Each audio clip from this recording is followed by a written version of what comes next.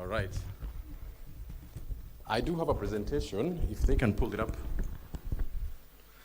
So the e-mobility has introduced me. I'm the e-mobility champion from EMAC, and I do support the growth, advocacy, and growth of e-mobility. Started 3 years ago. We do have 47 organizations registered with EMAC and continue growing. So that's to show you how much. We started with 7, 9 about 3 years ago. Now it's 47. Next slide. So today I'll be looking at, number one, looking globally, how globally EVs are doing. We'll look at Africa, bring it closer to home. We'll talk about Kenya, and most relevantly look at the energy sector, which is KPLC, then our regulations, and basically looking at our road ahead. Globally, 2025, we had more than 20 million EVs registered, new vehicles registered in 2025. 62% of those vehicles were in China. This is to show you the trend. 25% of the global new vehicles registered are EV. So 1 in every 4 vehicles registered globally are EV globally. I think, move on to the next slide. This is what's happening in Africa. In Ethiopia, they banned they banned ICE about 2 years ago. Rwanda banned the new registration of ICE motorcycles last year. Uganda is looking at 2030. Nigeria is looking at 2040. But most importantly, Ghana and Morocco are looking at a gradual phased approach on how to start implementing EVs in the country. This is to reduce introducing vehicle efficiency regulations. This is where you bring fuel efficient vehicles, plug-in vehicles, and then end up to EVs. So they're doing a phased approach. Looking at Ethiopia, which is our neighbor, because when you talk about Europe, you'll say it doesn't have context in Kenya. When you look at Ethiopia, last year they had 115,000 new EVs registered in the country. That's just our neighbor. I think they've been growing between 100 to 200% annually for the last 3 to 4 years. And that's to show context that Ethiopia is making progress because of the decisions that they make from a policy perspective. And you can see the results, basically it's growing. In context of Kenya, in relation to that, I think from the previous slide is looking at what does it take for Kenya to actually leapfrog and move ahead and actually take that approach to grow e-mobility. Looking at Kenya today, everybody here has been affected by the fuel prices. In the last 3 months, they've gone up by more than 20%. The government has actually made some subsidies, reducing taxes from 16% to 8%. And within that 3 months, basically, they've forgone basically 28 billion that they should have collected, and that has been forgone. Looking at the importation of fuel in the country between July 2024 and July 2025 has been 575 billion, and transport accommodate basically at 72%, actually use 72% of the imported fuel. So most importantly, where we are today is the risks that Kenya poses with the fuel importation. 100% of the fuel imported in the country Kenya imports 100% of the fuel used in the country. And when you look at the last 3 years, we have grown from 2,000 vehicles cumulatively registered in 2023 to 25,000 in 2025. What is causing this? This is basically the policies that were created about 3 years ago. The Finance Act was able to accommodate EVs. From an energy perspective, they were able to create an e-mobility tariff, and that's what is actually sparking the growth of e-mobility. Today, we stand at 33,800 vehicles, end of last year. By now, we are more than 40,000. I think key numbers here is comparison to Ethiopia, our neighbors. It was 115,000, so Kenya cannot be really proud in comparison to Ethiopia, who is our neighbor. All right, next slide. And from the growth, what is the context of the growth? From the 24,000 new registered vehicles in the country last year, motorcycles actually took 15% of the 149 motorcycles registered last year. So motorcycles are basically taking a leapfrog, and actually they are taking a big market share in the e-mobility registration. Tuk-tuks and buses actually are taking also big market share. The biggest gap we have in Kenya specifically is passenger vehicles, buses, medium and heavy duty vehicles, which don't have incentives today. You can see the percentage growth every year.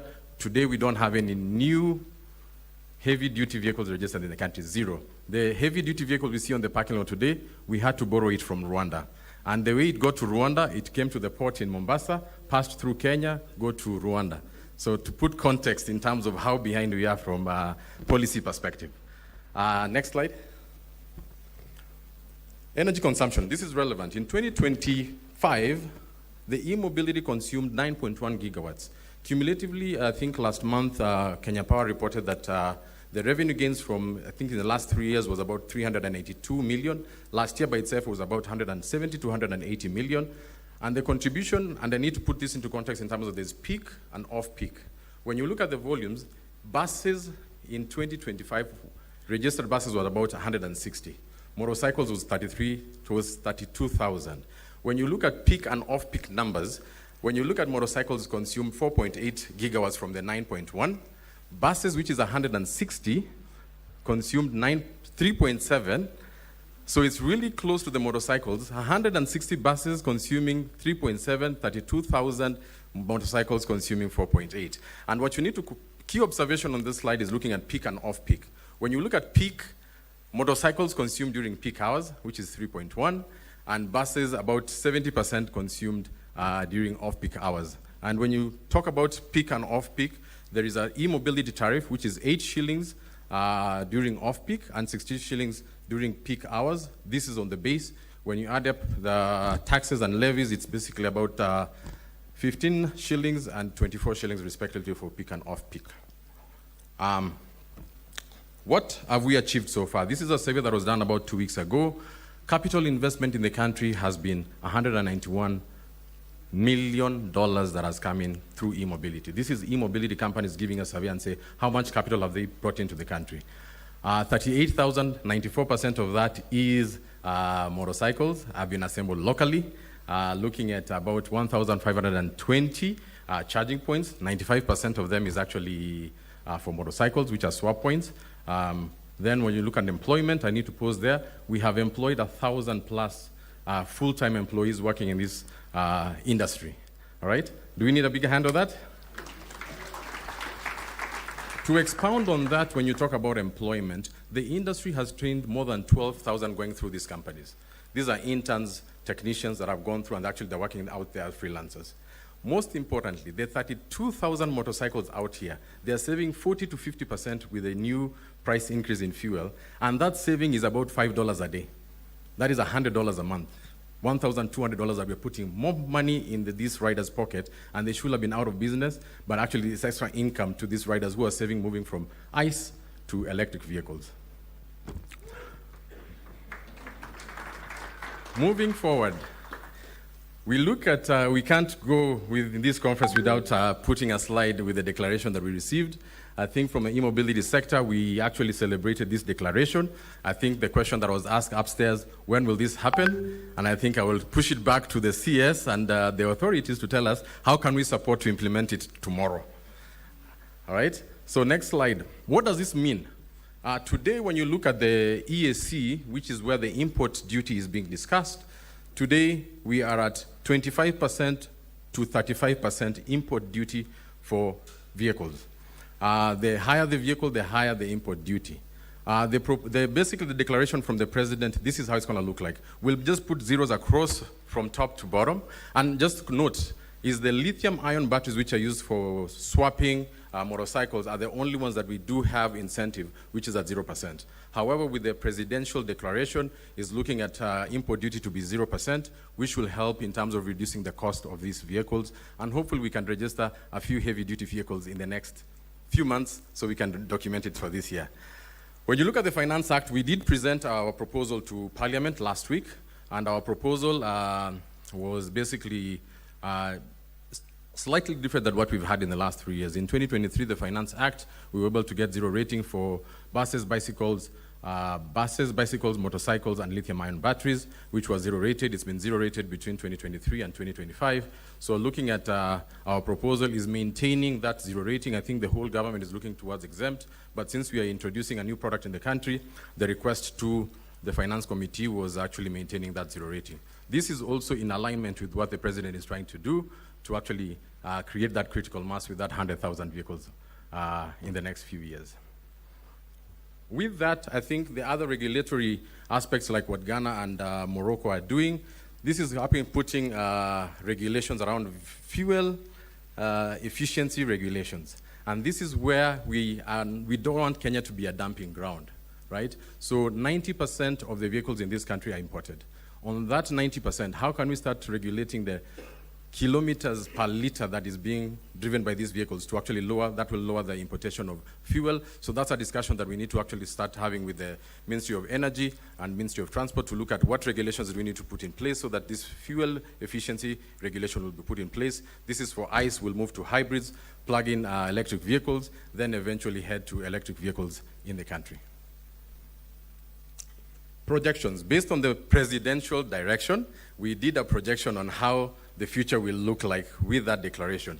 We are looking at today, last year we registered 24,000. Based on the fuel prices, adoption will increase slightly this year, so we'll probably double what we registered last year to 55,000. Fast forward to 2030, we are looking at 377,000 vehicles registered in 2030. Significant increase. What does that mean from an energy perspective? The projection using the 9.1 energy consumption that we did with the 33,000 vehicles registered last year, we are moving from 9.1 to 121 gigawatts in 2030, and cumulatively that's going to be 314 gigawatts energy that will be consumed by e-mobility in 2030. What does that mean financially? That 314 meaning that it's a 5.8 billion shillings that actually, I don't know if KPLC will be ready to accommodate us as we get to that point. I think these numbers basically speaks volumes in terms of where we are heading. If we were to adopt the presidential declaration, the growth will significantly be significant, and hopefully that can help increase the revenue locally here, reduce importation of fuel. What do we need from our side? So number one is when can we implement the presidential declaration? This is the import duty free on EV vehicles in the country, including our proposal that we submitted to finance bill to move from exempt to zero rating, and the gaps that we have for medium heavy duty vehicles to be reduced, to be included in the exemptions, and then import duty also to be waived. Initiate the discussion and implementing these vehicle efficiency regulations to reduce the importation of non-efficient vehicles which are not efficient, fuel efficient to the country. We want to prevent ourselves as Europe implements and increases the adoption of EVs, we stand at risk by being a dumping ground of these vehicles in the country. So we need to be prepared and actually implement regulations like vehicle efficiency regulations. I think most importantly, as we're talking about the parade which will happen last week, I personally went from Mombasa to Nairobi. I usually talk about range anxiety. For the first time in my life, I experienced range anxiety. We were at Sultan Hamoud, and we were worried if the hill from Sultan Hamoud to Nairobi will make it with our vehicles. So we had to stop for a few hours to actually boost and charge versus sleeping on the road. Previous slide. And most importantly, the last one is how do we contribute as e-mobility in the country? When we get to that 377,000 vehicles registered in 2030, today the same vehicles are using the roads today. We need to start contributing to that road maintenance levy. So I think the proposal that we are discussing with the government, looking at how can we start contributing to that road maintenance levy once we actually reach that critical mass. And my key takeaway and key message to the Honorable Opio Undai, I think last night, I don't know if it's news, sometimes in this country, sometimes news is news. We had the proposal from KPLC, which we were aligned, that we do maintain our 8 and 16 shillings on peak and off peak on a base, but we do have a 15,000 cap on the energy consumption. From a bus perspective, 3 buses will consume that 15,000. 24 batteries in a station that's swapping 100 motorcycles in a day will consume that 15,000. 33,000, that 15 cap is a huge hindrance for growth, and hopefully that can be reconsidered or bring EMAC on the table to discuss that as we look at growth of e-mobility in the country. Thank you very much. Have a good day.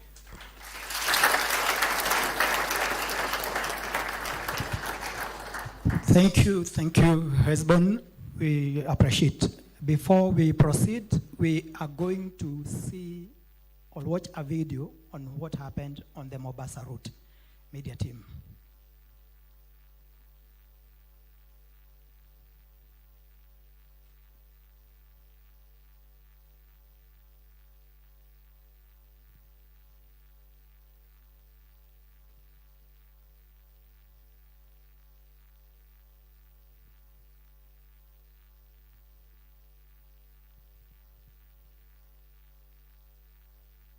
Sound, please.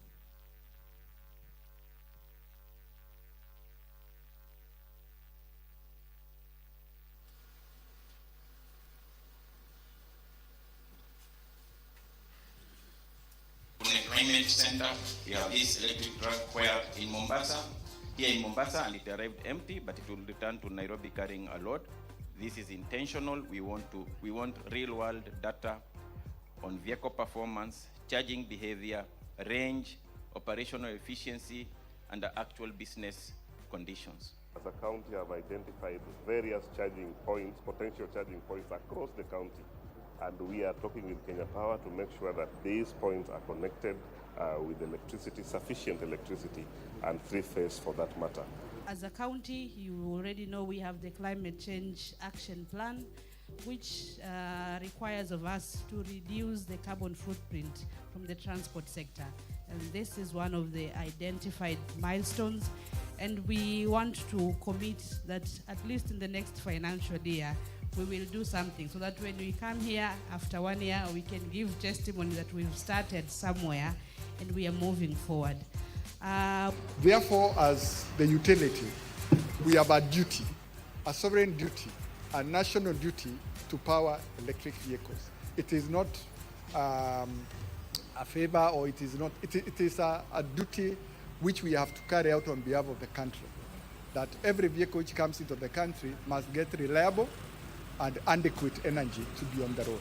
You being here today is amazing, because having a vehicle on electric charge from Nairobi to Mombasa is a long journey. That's about 480 kilometers from Nairobi. So, and you can imagine the first charging point was done in Voi after the entire journey. So it is a great process.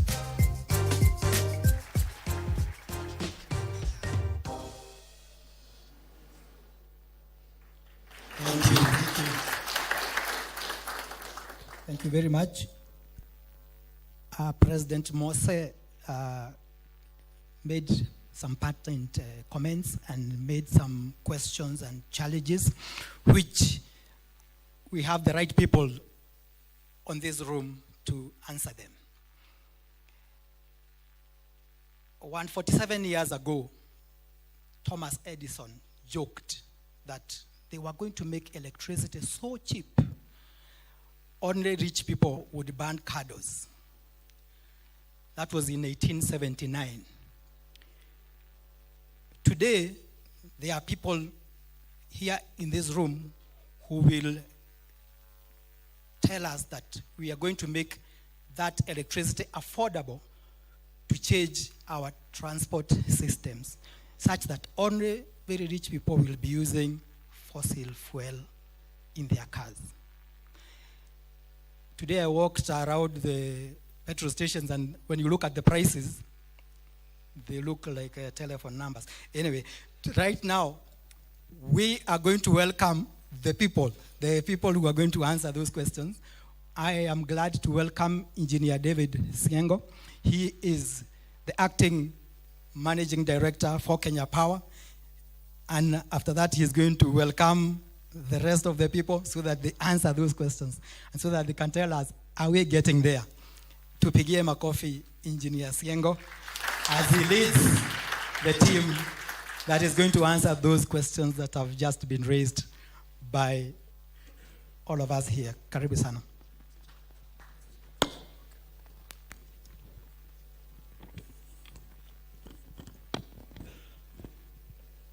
Thank you. Honorable CS Energy, Pio Ndai, the German ambassador to Kenya, His Excellency Sebastian Groth, the Principal Secretary, Ministry of Energy, PS Alex Washira, our Board Chairman, Madam Joy Brenda, and the Board of Directors present here today, the Head of Cooperation of the European Union, I hope I'll get the name right, Joge Pinon, the GIZ Kenya team, our very able partners, and very happy to allow me to say, led by Ms. Hannah Selian. I'm tempted to use the word great Hannah. She's been with us for quite a while and has made the energy sector quite energized. The energy sector, the energy sector CEOs that are present, very happy this year to be joined by CEO Ketako, Acting Engineer Kibias, CEO GDC, and the Acting CEO Kenya Pipeline also present. The other CEOs who are present feel very much welcome. The KPLC management team, representatives from the NAMATA, Nairobi Metropolitan Area Transport Authority, Electric Mobility Association of Kenya, led by your president, Bwana Hesbon Mose. Thank you for your great partnership also over the years. Media partners, fellow industry leaders in the e-mobility space, ladies and gentlemen. CS, welcome very much to this year's e-mobility, the 4th e-mobility conference, led by Kenya Power and with very great and able partners, as you've heard. And we are happy to welcome you, Bwana CS, to this great event. Allow me, on behalf of my MD, who is outside the country, to try and fit in these big shoes. And so that I don't stumble in them, allow me to read the remarks as I welcome us this morning. Good morning, all. I am not sure how we all arrived at KICC today, whether by electric vehicle, buses, bikes, motorbikes, or other means of transport. But I'm sure about what we are sure about at KPLC today is that e-mobility, as you've heard from some of the opening comments, is the future and the next frontier in Kenya. At Kenya Power, we are proud to be at the forefront of championing this great transition. As Bwana Hesbon Moses is challenging us on the numbers, I think I want to challenge him back.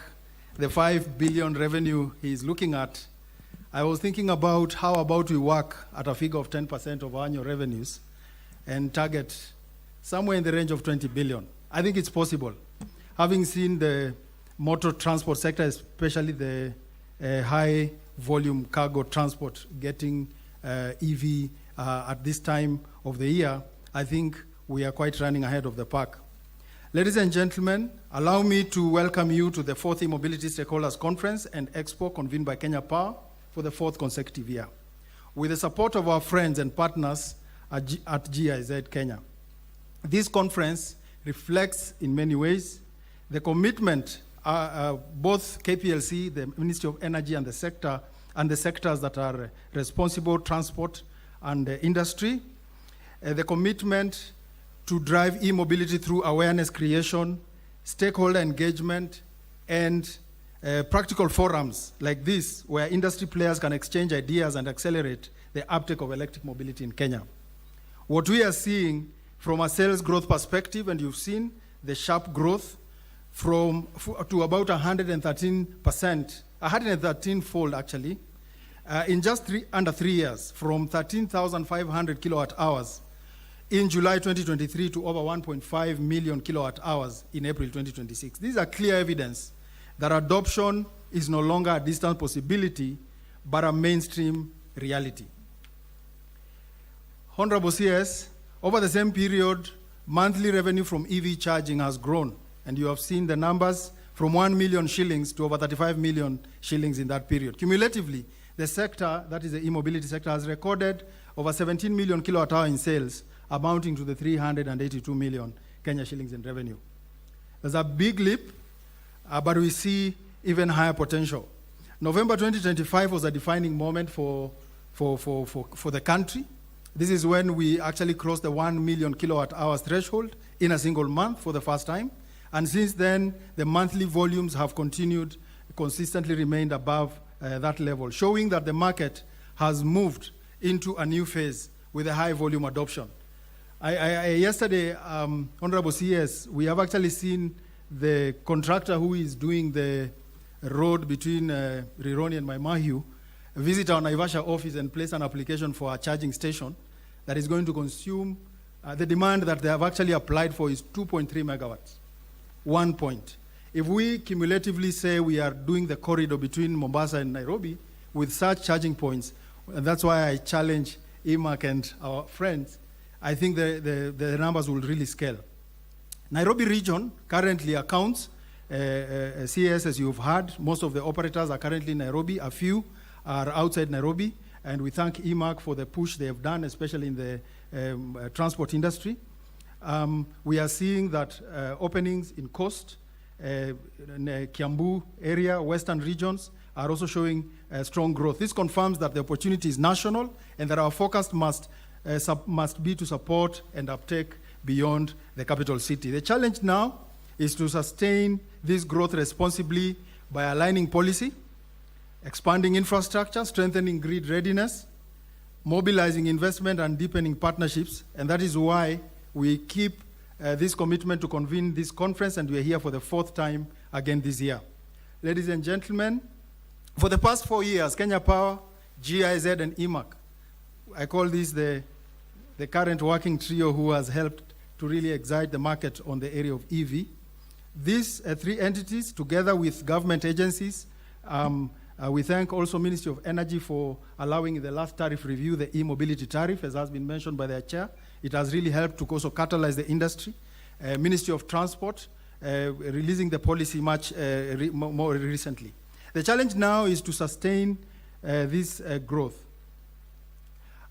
Ladies and gentlemen, for the past 4 years, Kenya Power, GIZ, Kenya, and EMAC, together with government agencies and development partners, have grown the conference into a leading regional platform for dialogue, innovation, and partnership. I always like that last slide by EMAC, where they throw the hard questions, and we have to retreat after we finish the conference to think about them. We are also operating in a more enabling environment supported by tax incentives, growing private sector innovation, and the recently launched National E-Mobility Policy. This year's theme, Honorable CS, aligning policy, infrastructure, development, and partnerships to scale e-mobility in Kenya, is therefore timely. It speaks directly to the issues that must now be addressed if we are to move from early adoption to scale e-mobility in the country. At Kenya Power, our commitment is to create awareness, support the market, and drive the adoption of e-mobility in the country. No single organization can achieve this transformation alone. And I thank all our partners for helping achieve this and making this conference a strong and growing movement. As we scale, we must be deliberate. E-mobility is not only about vehicles, it is about reliable charging infrastructure, grid capacity, consumer confidence, safety standards, financing, insurance, battery management, skilled technicians, local assembly, and after-sales support. It is also about inclusion. The transition must serve not only private car owners, but also public transport, which, as we have seen from the numbers, it's public transport that can grow the numbers even much faster, especially on the consumption side. Over the next 2 days, we will discuss policy implementation, charging infrastructure, regulatory readiness, financing, insurance, and grid planning. A people-centered mobility, private sector innovation, technology showcases, and practical pathways to accelerate uptake.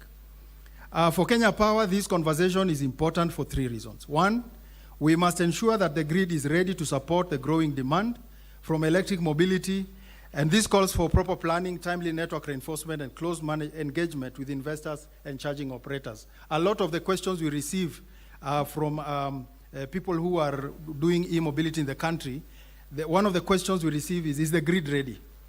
And I think I want to just say, from a capacity perspective, the Kenyan grid right now has a capacity to absorb 10,000 megawatts.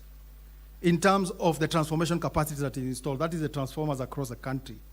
Our peak demand is at 44 megawatts, which means there is room. In fact, everybody who asks me whether the grid is ready, we tell them, bring the chargers first.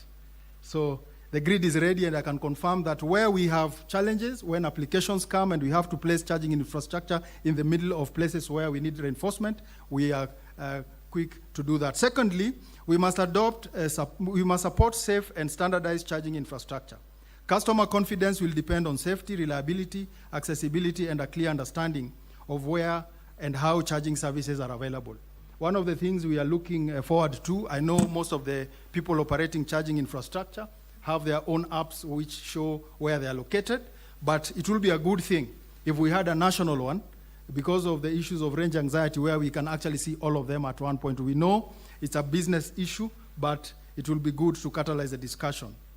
Third, in the lead up to this year's event, Kenya Power in partnership with GIZ, EMAC, and the Kune Foundation conducted awareness parades. They have been mentioned here along Nairobi, Mombasa, and Nairobi, Kisumu routes, culminating in a grand Nairobi parade on the Sunday, 24th of May. These parades demonstrated the readiness of these key corridors while raising public awareness of Kenya's e-mobility agenda. We also flagged off e-bikes in Mombasa Island, that is SKPLC, for use by our meter readers, demonstrating how electric mobility can be integrated into our day-to-day operations. In addition, we unveiled newly installed EV chargers in Voi and Nyali, both in the coast region. These chargers are designed to catalyze EV uptake and support our own operational needs. Waziri, for all the chargers that we install, like the one we did at Stima Plaza, we actually decided to install it outside our compound so that it will be accessible to the public. And even before we started charging, it was it's a place which was occupied throughout. Up to morning, 3 a.m., we found taxis charging there. And it told us the story that once charging infrastructure is available, then the public uptakes very quickly. I want to assure all stakeholders, and this is important, that we are not in competition in the market on charging infrastructure. Ours was to excite the market, catalyze and show possibilities, install chargers at the midpoints of long journeys so that private investors can now come in after as the adoption scales. We are not in competition. Our role is to enable the market, support investor and customer confidence, and ensure the grid is ready for this transition. Ladies and gentlemen, as I close, Kenya has a unique advantage. Our electricity is predominantly generated from renewable sources. It practically means that when you are charging the battery, beyond the issue of transition to cleaning transport, we are actually charging our battery infrastructure with clean energy, which I understand from the people who are doing this transition. There is green energy, there is blue energy, there is gray energy. Ours is green. I will not debate on the others. So our energy is generated from green sources, and that means as we electrify transport, we are also creating an opportunity to decarbonize mobility using clean power. E-mobility can reduce emissions, lower transport costs, create jobs, stimulate local assembly and innovation, grow electricity demand, sustainability, improve grid utilization, and support Kenya's broad economic transformation agenda. But this opportunity will only be realized through strong collaborations like we will have and continue to create in the next 2 days. I want to sincerely thank the government of Kenya through the Ministry of Energy and that of Transport, the German government.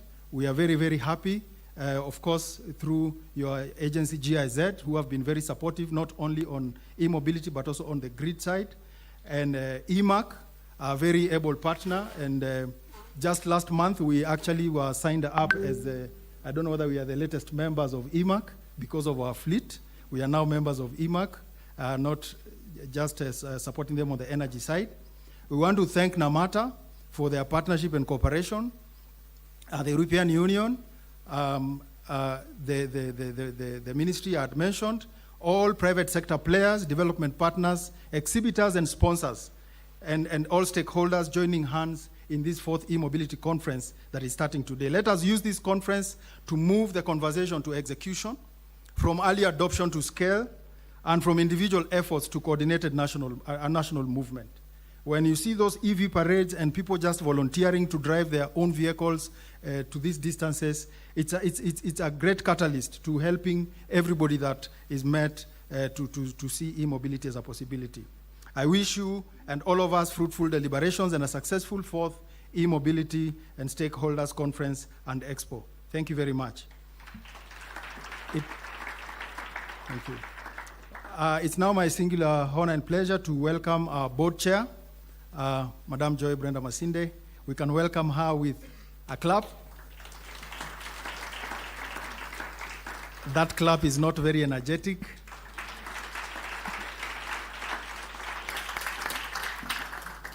Please keep clapping until she arrives. Thank you. Good morning, everyone. If you refuse to clap, we switch off the lights.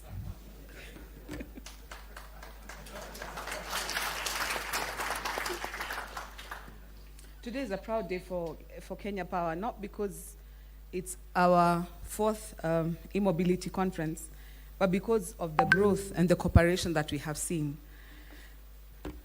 Honorable C.S. Wandai, Ambassador Groth, our PS, Washira, Ms. Hannah Salian, Honorable Pinon, I don't want to hazard the first name, my fellow directors who are here, the sector MDs, and all other protocol observed. Good morning.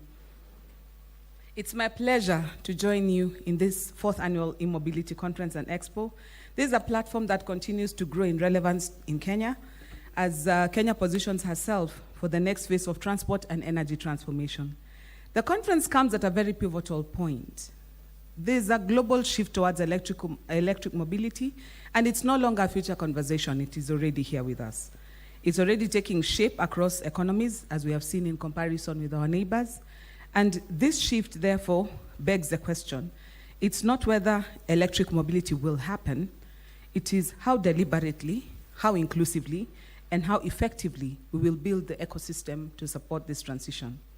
Kenya has already signaled the commitment to be viewed both as an environmental opportunity to reduce emissions, but also as a catalyst for economic opportunity, to attract investment, to create jobs, to support innovation, and to stimulate local assembly and strengthen Kenya's position as a leader in the sustainable mobility in Africa. I would welcome you to visit our booth and see some of the innovations that are available. Every year it gets more and more exciting as we build Kenyan capacity to innovate in this sector. Ladies and gentlemen, Kenya has a strong foundation for this transition. More than 90% of our electricity that is generated is already green. As Engineer Siengo said, as guys, we are green people. The maneno are gray and black, we don't know. And this renewable energy forms a good basis for us to give the country a unique advantage, an opportunity to power mobility through clean and locally available energy. At Kenya Power, we view e-mobility as a strategic part of the growth of our company. The company's sustainability strategy identifies e-mobility as a key intervention in supporting climate action, innovation, and sustainable development. It also prioritizes grid modernization and improved reliability to support emerging demand sectors and the future of economic growth. And that's why I'm encouraged to see our fellow sector players here today, because it is a collaborative effort. It's just not a matter of the grid being ready. All of us working together will have enough energy to power Kenya in the future. In this regard, therefore, my board has adopted a long-term strategic direction towards progressive electrification of Kenya. This is through various means. For example, the electrification of our own fleet. When we started our first e-mobility conference, I think we were less than 10 e-vehicles, and now we are making progress. We're not yet quite there, but we did make a promise as a board that we are moving towards turning our entire or majority of our fleet to be e-vehicles. And it's not just this electrification in a cosmetic sense, but to make operational and economic sense, including two-wheelers for meter readers, field operations, staff transport vehicles, material handling equipment such as forklifts, reach stackers, and other related machinery. As technology advances and operational needs evolve, this transition will progressively extend to additional fleet to reduce greenhouse gas emissions, improve operational efficiency, and lowering long-term costs. There's also the opportunity to earn a little bit from carbon credits as we do this transition. The board also remains committed to supporting investments and strengthen the network and ensure that the grid can support large-scale electric mobility adoption. This calls for proper planning, appropriate standards, customer confidence and safety, innovation, and close collaboration with public and private sectors. Ladies and gentlemen, the growth of e-mobility will not be driven by one institution alone. It requires a coordinated ecosystem involving government players, regulators, our utilities, financiers, manufacturers, transport operators, and development partners. It will also benefit the wider community by supporting public transport, logistics, 2- and 3-wheelers, county transport systems, small businesses, and ordinary Kenyans who need affordable, reliable, and cleaner mobility options.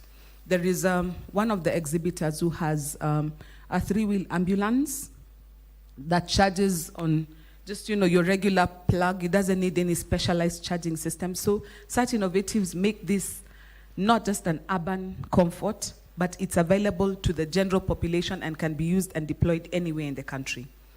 I appreciate my fellow board members for their commitment and their support and guidance as we position Kenya Power to respond to these emerging opportunities. The first e-mobility conference, when we were having it, I think, at Safari Park, one of the commitments the board made was to try and future-proof the company. And in future-proofing, it means you expand the space in which we do business. So we don't just sell power in homes.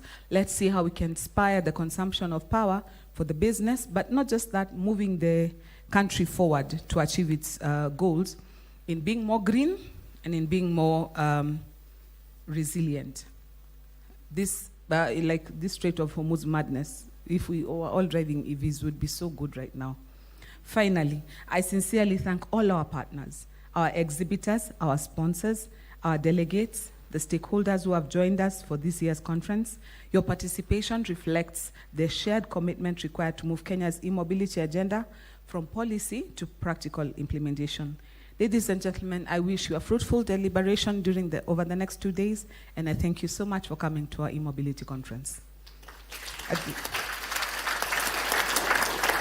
Allow me to welcome Honorable George Pinon to make his brief comments. Asanteni sana.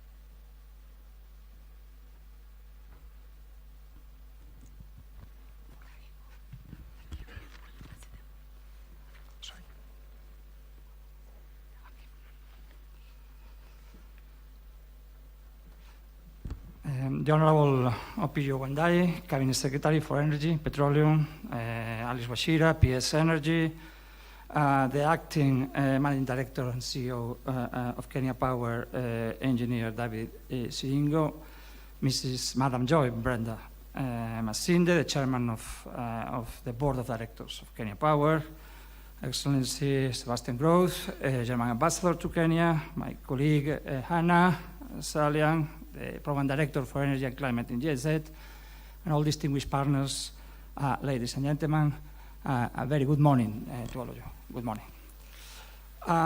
It's a real honor to address this gathering today on behalf of our ambassador to Kenya, Henriette Geiger. She flew yesterday to Brussels in order to contribute preparing for the visit of His Excellency President Ruto, who will be in Brussels in the 8th of June to discuss our cooperation, and I'm quite sure cooperation on renewable energy between you and Kenya, in particular in mobility, will be on the table at those meetings. Indeed, this fourth conference on e-mobility stakeholders and Expo comes a pivotal time. It's very clear for the events all of around us. It's pivotal time not only for Kenya, for the world in general. We can say that the transition to sustainable mobility is no longer an aspiration, a distant aspiration. It is an urgent necessity. We see it that way. It's a necessity that demands bold action It demands strong partnerships. It demands a shared vision for the future. On the EU side, we see Kenya not just as a participant in this global shift towards e-mobility. We see you as a country that wants to lead on that. And you, of course, build on very solid foundations with over 90% of your grid electricity sourced already from clean energy. It's quite impressive. It's not only impressive, but it shows as well how when ambition meets action, what is possible. And we would really, we will hope as well that this is the spirit that will drive your efforts to scale up e-mobility here in Kenya in a way that is inclusive, that is sustainable, that is economically transformative. On the EU side, this transition is critical. We have set ourselves in our borders a non-negotiable and very ambitious goal. We want to become climate neutral by 2050. And this is not just about meeting targets, this is about securing what we see as a need to secure a livable future for the next generation. If you look at our policies, European Green Deal, the Sustainable and Smart Mobility Strategy, you will see that these are not abstract policies. They are concrete roadmaps to achieve these goals.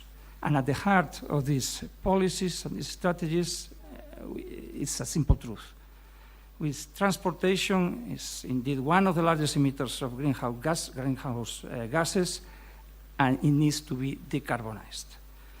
So electrifying mobility, powered through by renewable energy, is not an option as we see it, it's a cornerstone of our climate strategy. Of course, if we want to have global impact, we need partners.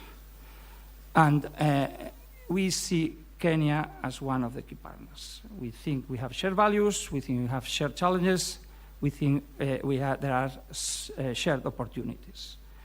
We have, in addition, already quite close links. For example, the EU-Kenya Economic Partnership Agreement, which is not only strengthening trade, but also unlocking private sector investment. I think in the last decade, 155 billion Kenyan shillings have been mobilized from the EU private sector, thanks to it.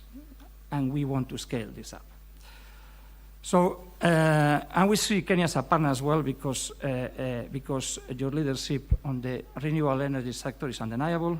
From the Climate Summit in 2023 to launching the EU-Kenya Green Hydrogen Strategy, you have shown what it means to innovate with a purpose. And as you will be focusing, or will be focusing on e-mobility, we at the EU, we don't want to be just distant observers, we want to be active partners. Now, how to be active partners, what we can offer and propose. Basically, what we want is to do two things. We want to invest, and we want for that to make available concessional resources, but we want also to mobilize, help mobilizing EU private sector, but also the Kenyan one. This we do with our flagship offer, investment offer, we call Global Gateway. So what is happening at this stage? First, we are already working with the government of Kenya in identifying and developing high-impact mobility projects, particularly around green urban mobility in Nairobi. This is because we think a sustainable transport system is not just about reducing emissions, it's also about improving lives, easing congestion, creating healthier and more livable cities. Secondly, we want to continue to support Kenyan energy sector, not only for it to be resilient at present, but in particular to be ready to meet the future demands. And we have seen how demands will increase on the sector as such. For that, we can finance capacity building, we can finance technical assistance, but most of all, as I was saying, what we want is to undertake major investments to strengthen infrastructure that power this transition. Thirdly, we want to mobilize, as I was saying, or help mobilizing EU private sector investment, also Kenyan one. To do that, we have an array of financial tools, including, but not only, articulate tools to the-risk investments, so that we can scale up what is coming from the private sector at this point of time. Finally, or fourthly, what we want is to achieve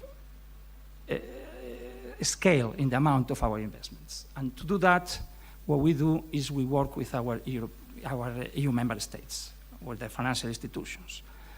We bring our resources together, it's what we call Team Europe, and the way we do that, there are several ways, but one of the main ways to do that is to blend our grants from EU institutions with the loans that the EU development financial institution can offer. This makes them concessional enough to be interesting for Kenya, in particular as well. Excellencies, ladies and gentlemen, just to say that overall we see the conference, or we hope the conference goes indeed beyond discussions, results action. And on the EU side, as I was saying, we are committed to support Kenya in this journey.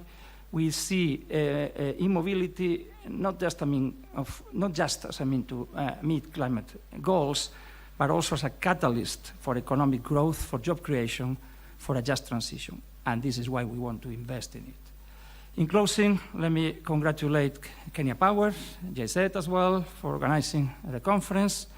We see it as a further proof of Kenya's will to lead on sustainable transport transition, and also a reminder that working together, progress is not only a possibility, it's inevitable. Asante sana, thank you very much. Sorry. And let me call now into the stage His Excellency the Ambassador of Germany, Sebastian Groth. Ambassador.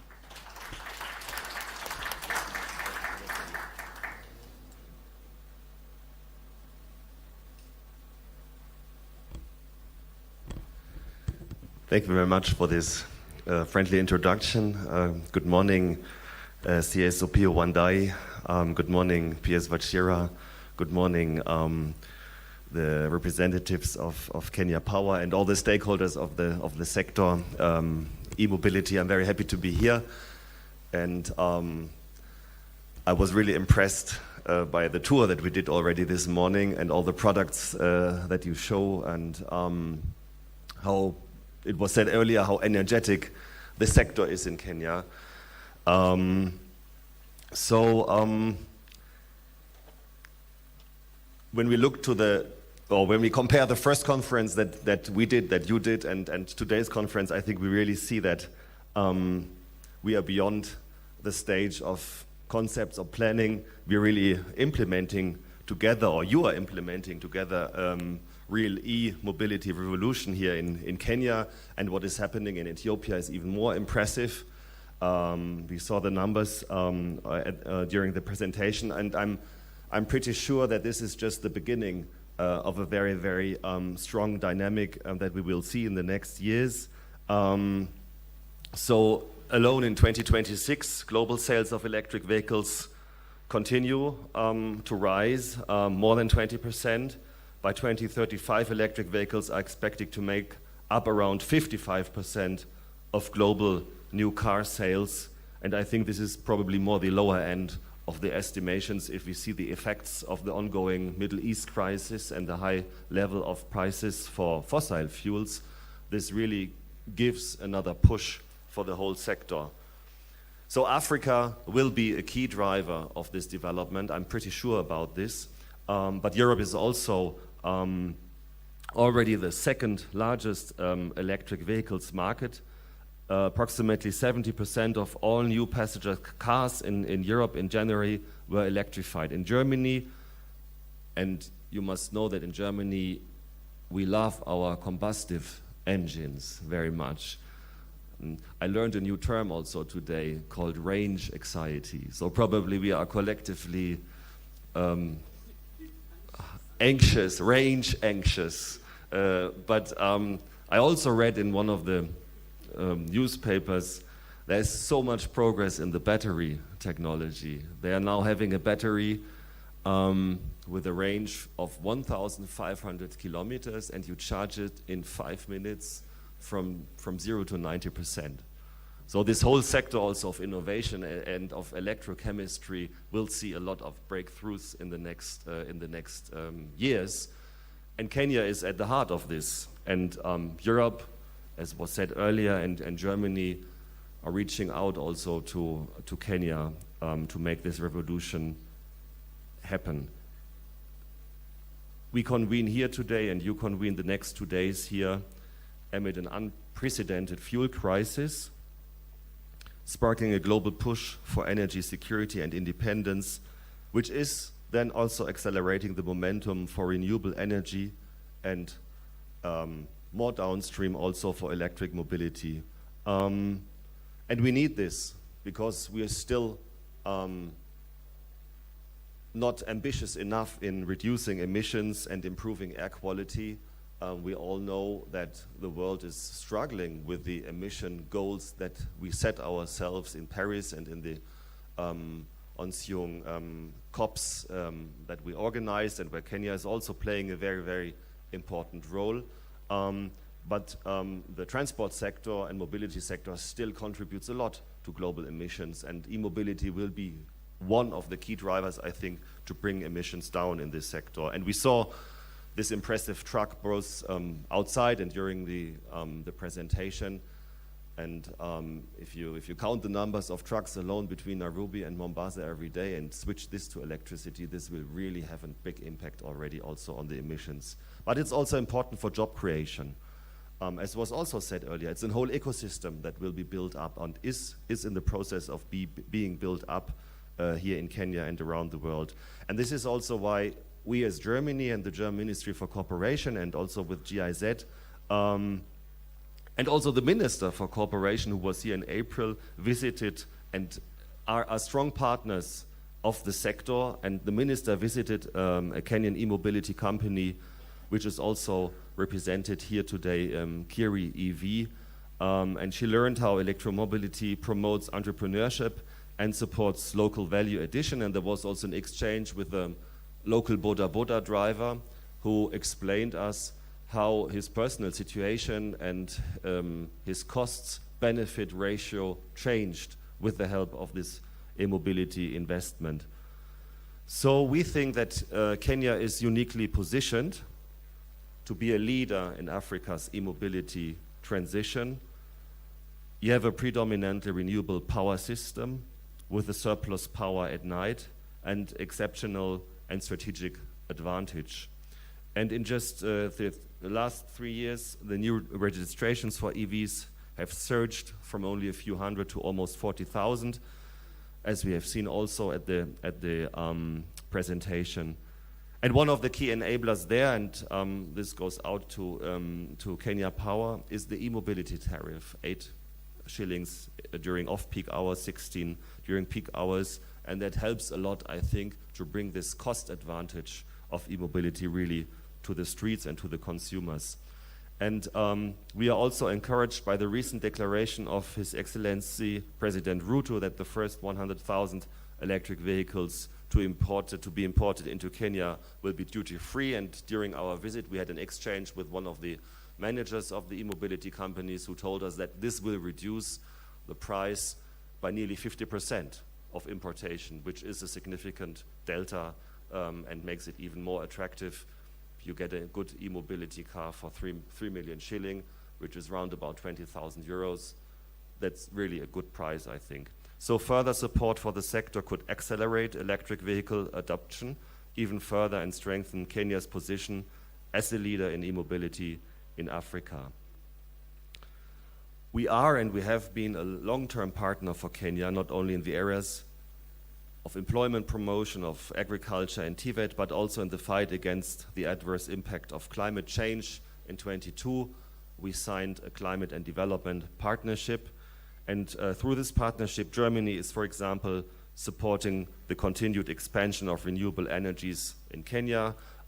This goes into the geothermal sector, hydro, but also wind and solar. And so far, Germany supported in this area to provide 470 megawatts of power generation capacity, power that is both relatively cheap and, of course, environmentally friendly. And we also support Kenya in the area of electric mobility. We are proud to support Kenya's government in the ongoing electric mobility policy implementation, and it was only a few months ago that we gathered here at KICC also to launch the e-mobility policy framework, where GIZ also and German government played an instrumental role. So we are partnering also with vocational institutions, that was also mentioned earlier, to ensure Kenya has a critical mass of expertise to offer services for the operation and maintenance of electric vehicles. So we are directly supporting 5 small and medium-sized companies that are working on improving access to electric mobility products and services.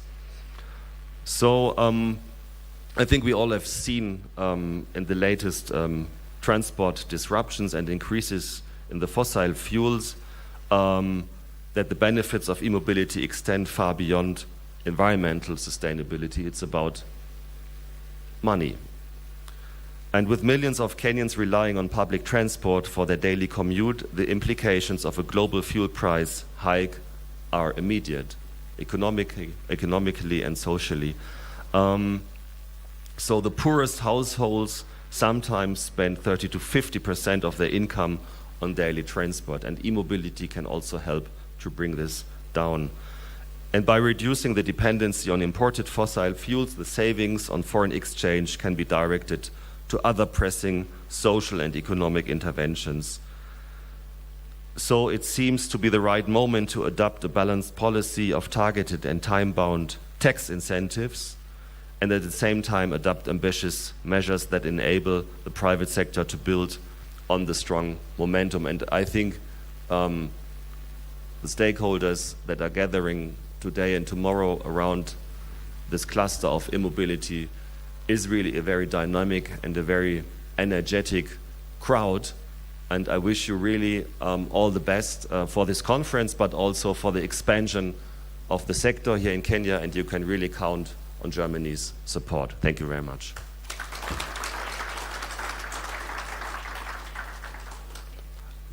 I don't know if I'm the one who announces now the guest of honor from the Kenyan government. I can do it because we know each other for 3.5 years, which is a long time in diplomacy and politics. And I really appreciate the cooperation with you personally, with PS Pajira also very much, and also the institutional cooperation that we have with GIZ, KfW, and your ministry. We have our government negotiations in 3 weeks from now in Berlin, where we set the priorities for the next 2-year cycle of development cooperation. And I can assure you that this central subject of climate and energy policy and our cooperation with the Ministry for Energy will be at the center of these negotiations, and we are very much hoping to continue this fruitful cooperation. So may I now invite the Honorable CS Energy, Opio Wandai, to deliver his remarks. Give him a big hand, please. And next time you can hire me as an MC also.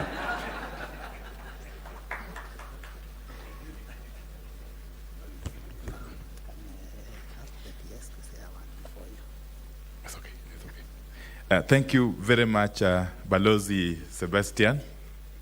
I want to ride on the protocol that has already been established, but also to acknowledge that we have in our presence the Principal Secretary for the State Department for Energy, Bwana Alex Washira.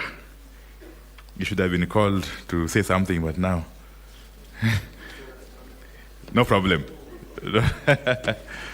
Let me start by appreciating how far we have come as a country, in this space of e-mobility. And it is indeed a great pleasure for me to join you today for this very important conference that really focuses on the future of e-mobility in Kenya and indeed in the entire region. And the theme of this conference, as I've been advised, aligning policy, infrastructure, and partnership to scale e-mobility in Kenya, could not be more appropriate. Now, around the world, our nations are rethinking how people and goods move. And Kenya is at the forefront in this transformation. I'm very happy that the speakers before me have painted a glowing picture of the results of the work that has been done over the years regarding e-mobility. As a country, we are uniquely positioned to lead the electric mobility transition for obvious reasons. Approximately 90%, actually more than 90% of our electricity generation comes from the renewable energy sources. And this means that every electric vehicle charged in Kenya is powered by one of the cleanest electricity grids in the world, creating a powerful synergy between our energy and transport sectors. It creates a model from which others can truly learn. Now, today, Kenya's energy story is one of expansion, inclusion, and sustainability. Over the last few decades, electricity access in this country has grown dramatically, with millions of households getting connected through strategic investments, such as the last mile connectivity program. And Kenya is steadily advancing towards universal access. Actually, we are poised to meet our target of 2030, ensuring that the benefits of modern energy reach every citizen and every enterprise. Now, electric mobility has the potential to create immense benefits to our people because of the key role that transporters, indeed transportation, play in our economy.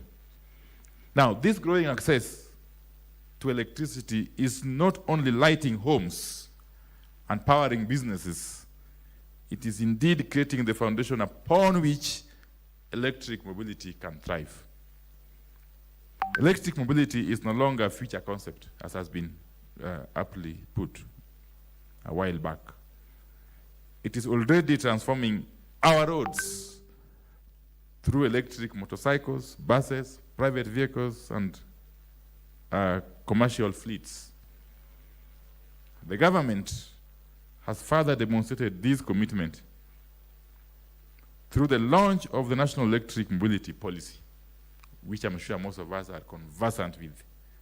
And that policy provides a clear framework for accelerating EV adoption, strengthening charging infrastructure, enhancing grid readiness, and supporting local manufacturing and innovation. I am sure, and has been already indicated by most of the speakers, the landmark declaration by His Excellency the President, which underscores the government's commitment to this transition, okay, of exempting the first 100,000 units imported from import duty, okay. This announcement to deploy thousands of electric vehicles within public service fleet is part of the bold policy signal that has come from the government, and it demonstrates Kenya's intention to become a leading electric mobility hub on the African continent. Now, however, vehicles alone do not create an e-mobility ecosystem. Our focus as a government is therefore on building the enabling infrastructure that is required for sustainable growth.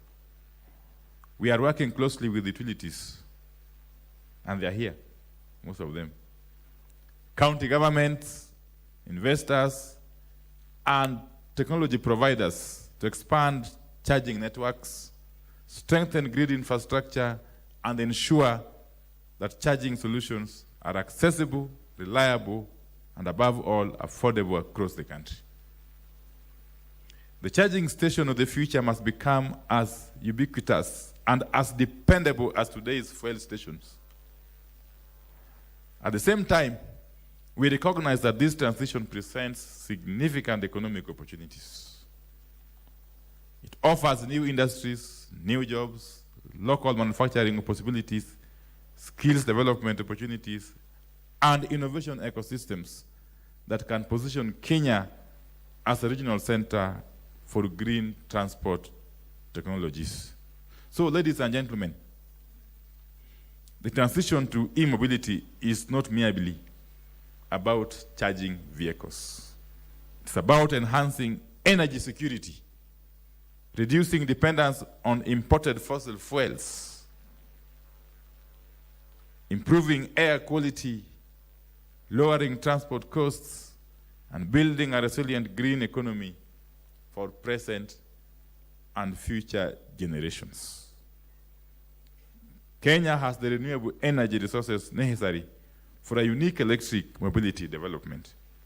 We have the policy commitment, and we have entrepreneurial skills and talent. Interestingly, Kenya has the infrastructure needed to support this transformation.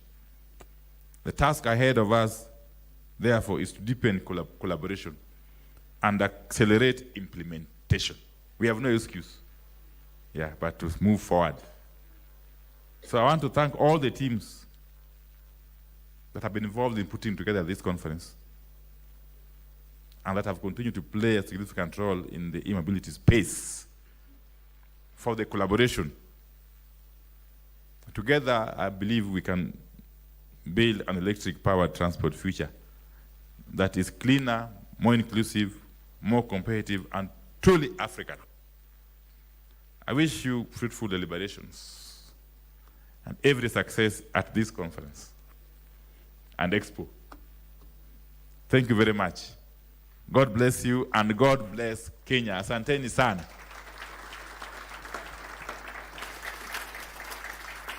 And without any prodding, may I be allowed to declare this conference now officially open? Conference imefunguliwa kirasmi. Asanteni sana.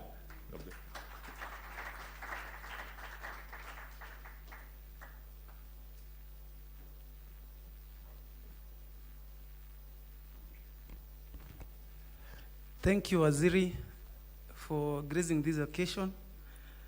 All protocols observed, noting that ambassador from Germany is around, the EU ambassador, our board, which have actually come in person, and in the last 3-4 years, they have really worked with us. Our own Alex, the PS, who is energy himself. I have a story about this conference. It started on a very low, and all of you can attest. You saw Esbon, the president, talk about where we were and where we are. And I think how we started agitating for this was to start it where KPLC was also to buy the vehicles. And the board, in its support, also questioned us on how we start actually buying what is E. And we were thinking of the terrains. The terrains were tough across the country. But I think we are walking the talk from where we sit. Looking at the numbers now, where we are now at around 35,000, it's a story that needs to be listened to by everyone. And in this conference, the first conference, we are looking at how do we keep growing.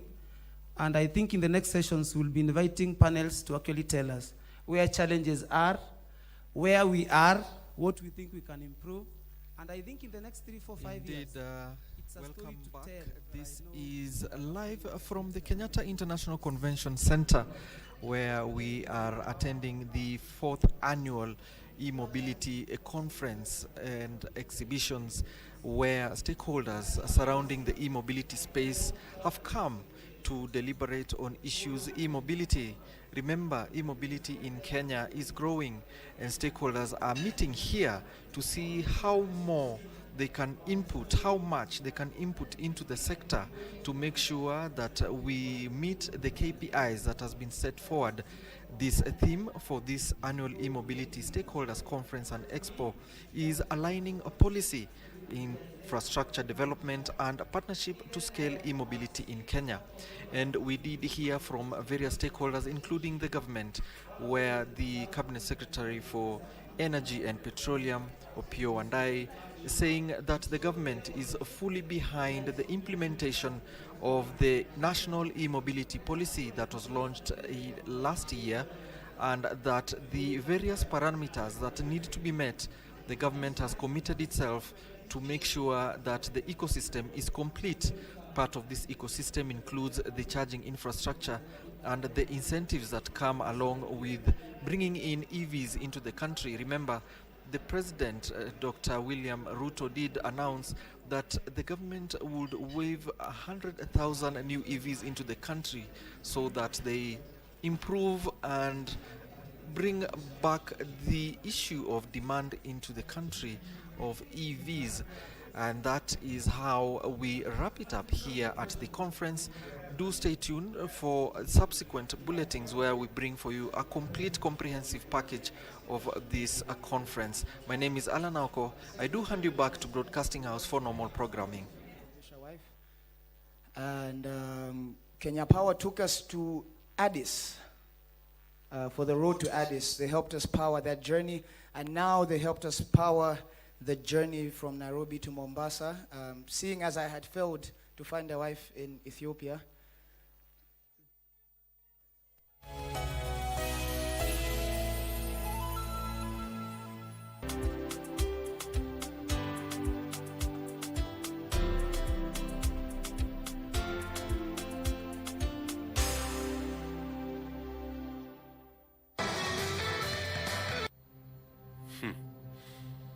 Who are you really? Who I am isn't important. What's important is that you keep in mind what I've said about the pagoda tree. I think I know how to get you to talk. I assure you, nothing I've said is a lie.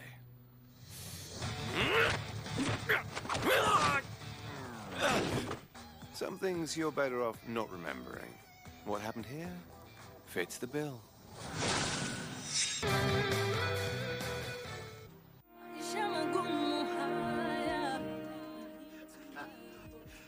Hebu fikiria environment kama hii hapa Western Kenya. Eti mtu atatoka hapa aende Nairobi kusoma university to conquer the world.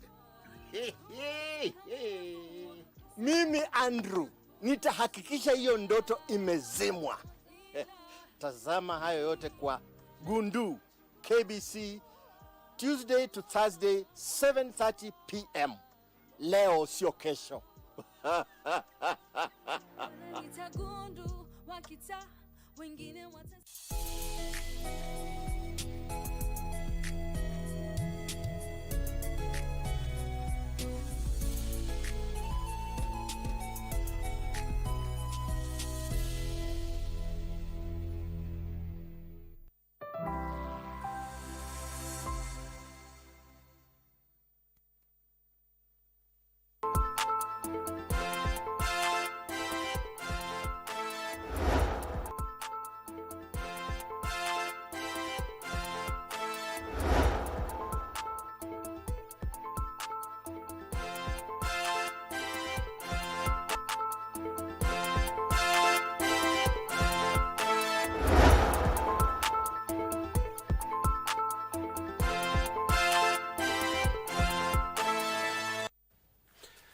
Good morning and welcome. This is KBC Biz Check on this Thursday, the 4th of June 2026, and after that e-mobility conference that is that's happening right here in Nairobi, it's time to look at what is happening in the business world. Time to make sense of shillings and cents in business, and we're making sense of one big project, and that is the budget 2026-2027, an ambitious one, 4.82 trillion shillings. That is a live discussion that we'll be having here, and we do expect that the Treasury CS will be reading that budget on Thursday of next week, when he will walk out with the ambitious multi-trillion shillings plan for the country.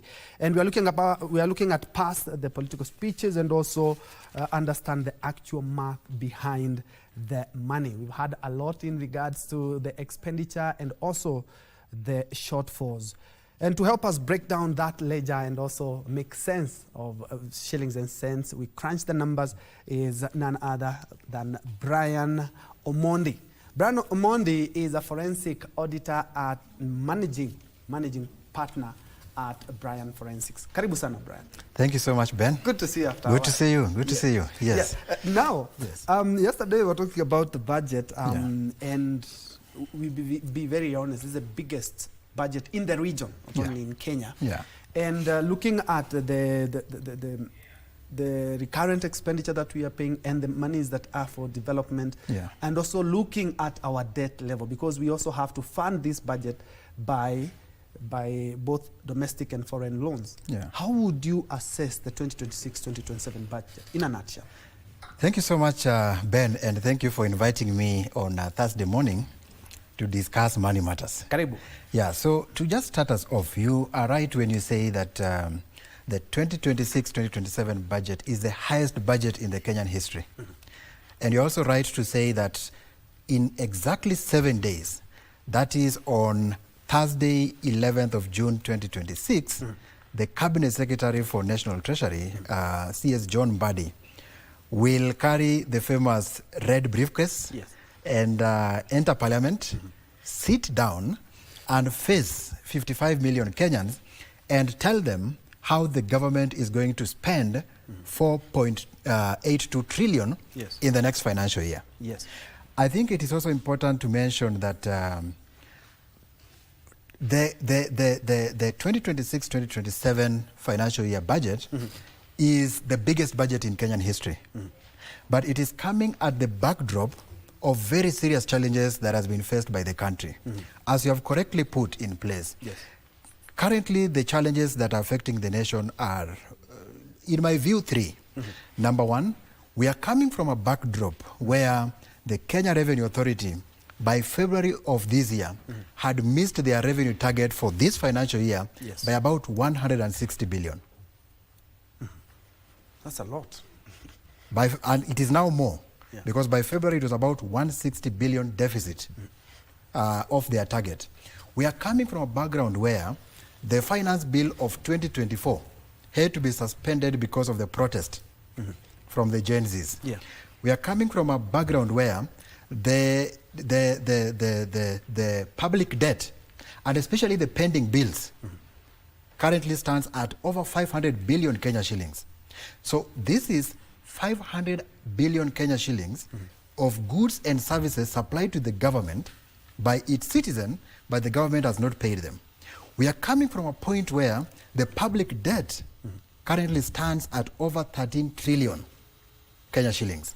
Now, all these factors put together then makes the government to come up with this kind of a budget. Now, the question lies in, and now to respond to your question, is the government ready to finance this kind of ambitious budget, looking at the revenue collection target that it has set, and considering that for 13 years, Kenya Revenue Authority has never hit their target. So these are the challenges that the government is grappling with, and we are looking forward to see how carefully the Cabinet Secretary is going to present this budget next week, and how carefully the government is going to navigate the challenges that you have mentioned as we get into the new financial year. Yes. And still on that, let's first of all look at the budget deficit this year, which is just like you rightly pointed out, that it's something quite big. And how comfortable should we be with borrowing? Because we'll also have domestic and foreign borrowing. Some have argued that the more we borrow from the domestic market, the more we suffocate MSMEs. Yeah, so you're right. So if you look at the government borrowing, you realize that most of the government borrowing as it stands right now is from the private sector.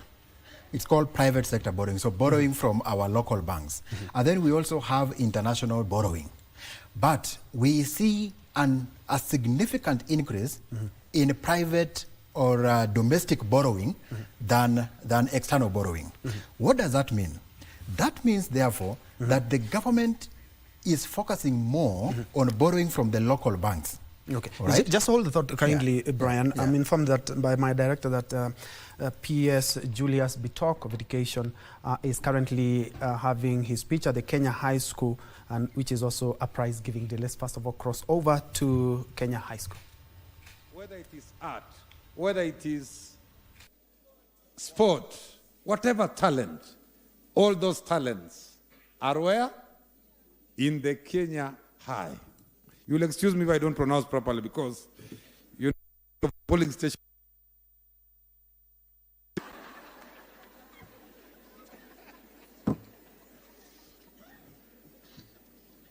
Well, I want to say that in the recent past, as a country, as a ministry, as a sector, we have had a few challenges. And we are doing everything possible to ensure that we deal with the emerging challenges. Over the years, second term has been a very, very sensitive term. But I want to thank Kenya High because you have remained steadfast. You have engaged your learners. And I like what the principal said. You even negotiated for how long the meeting will take. That is the way to go for all the schools. We must negotiate with our learners. So that there's no disagreement on any issue. Whether it's academics, whether it is timings, let us engage our learners. I want to urge all the principals to emulate what is happening in Kenya High, where you negotiate with the learners, you engage them, you reach out to them so that we can be able to take this country forward.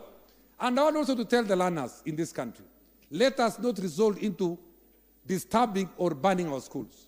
Let us engage the administration.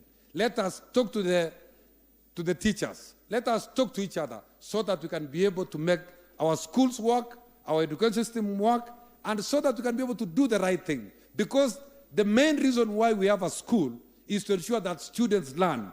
So there is no room to be antagonistic from both sides, from the students or even the parents. So I want to say that as a ministry, we are doing everything possible to ensure that we contain the wave of fires around the country. You have heard there are people around the country, there are students who are creating issues. We have engaged our county directors of education, our regional directors of education, our principals. 3 weeks ago, I had a meeting with all the principals, a virtual meeting, to tell them it is time to open dialogue with our learners. It is not time for confrontation. It is not time for name-calling. It is time to reason together and be able to get a solution to the issues affecting our schools. That is our position. We are also strengthening quality assurance. Recently, about 2 weeks ago, we added an additional 400 quality assurance officers in our system to be able to support our schools around the country. Why? Because we are prioritizing ensuring that second term becomes stable. I know there are many people who are saying, oh, there are many schools which are having problems. We are saying, let us reason together. We are doing everything possible. There are about 80 schools which have had this problem out of the 9,500 schools. And we are saying, let us try our best, working with our field officers, with our teachers, to continue.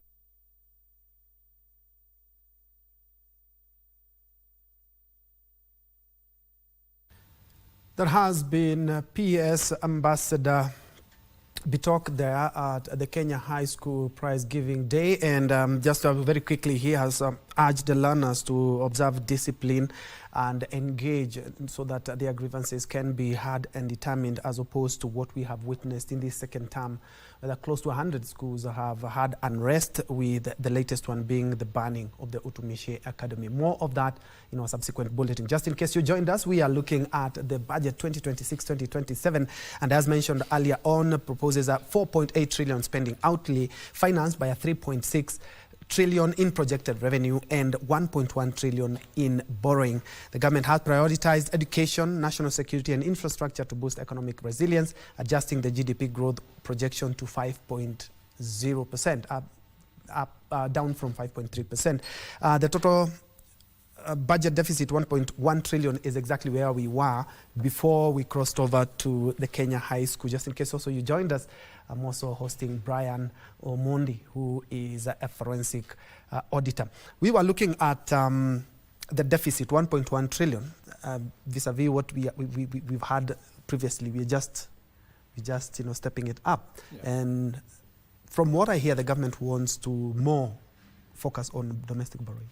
Yes, yeah. So if you look at the deficit of 1.1 trillion, and as I was saying before, you realize that the government intends to borrow domestically 995 billion. So close to 1 trillion is going to be borrowed, is going to be domestic borrowing. Then about 145.6 billion is going to be external borrowing. So what does that mean? That means, therefore, that the government is going to borrow money from our local banks, all right? And the banks will be more confident to give the government money because of the security from the government. So what does this, how does this affect our businesses and Kenyans as a whole? The moment the banks considers to borrow the government than individuals and businesses, what that does is that it squeezes credit, and therefore the businesses and Kenyans at large will be unable to access credit because most of these monies have been lent to the government, all right? So whereas the government has prioritized borrowing from domestically than externally, the effect is mostly on the Kenyans, because Kenyans will now struggle to access credit from our financial institutions, and that will impact so many businesses. Businesses will struggle to raise capital, and as a result of that, they'll be unable or they'll struggle to produce the various goods and services for the market. Yeah. And also I'm looking at some of the things that we've had. A lot of people talking about government wants to continue taxing us more, and we are looking at where the money is going. The big chunk is going to recurrent expenditure. Yeah. Counties are getting about less than 500 billion. Yeah. For one full year, yeah. And they have been clamoring for more money, more money. Looking at our recurrent expenditure and our development money, and looking at what counties also are having, should we be having a relook at our recurrent expenditure, because it's actually eating almost 70%? Yeah, I think there is need for a relook into our recurrent expenditure, but there's something serious more than that. As you have correctly put it, we are looking at a budget of 4.82 trillion. Now, 2.89 trillion out of that budget is going to the three arms of government. That is the executive, parliament, and judiciary. Yeah. All right? Yeah. 1.2 trillion, which is about 25% of that budget, is going on interest payments for our debts.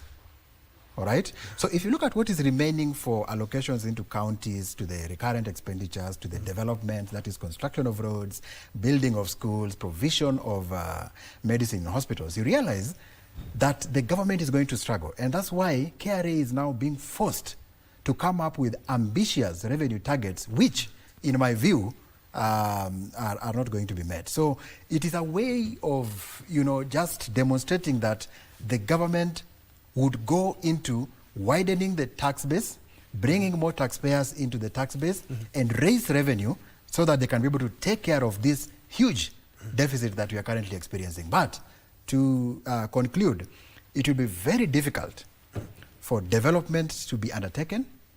It will be very difficult for nurses to be employed.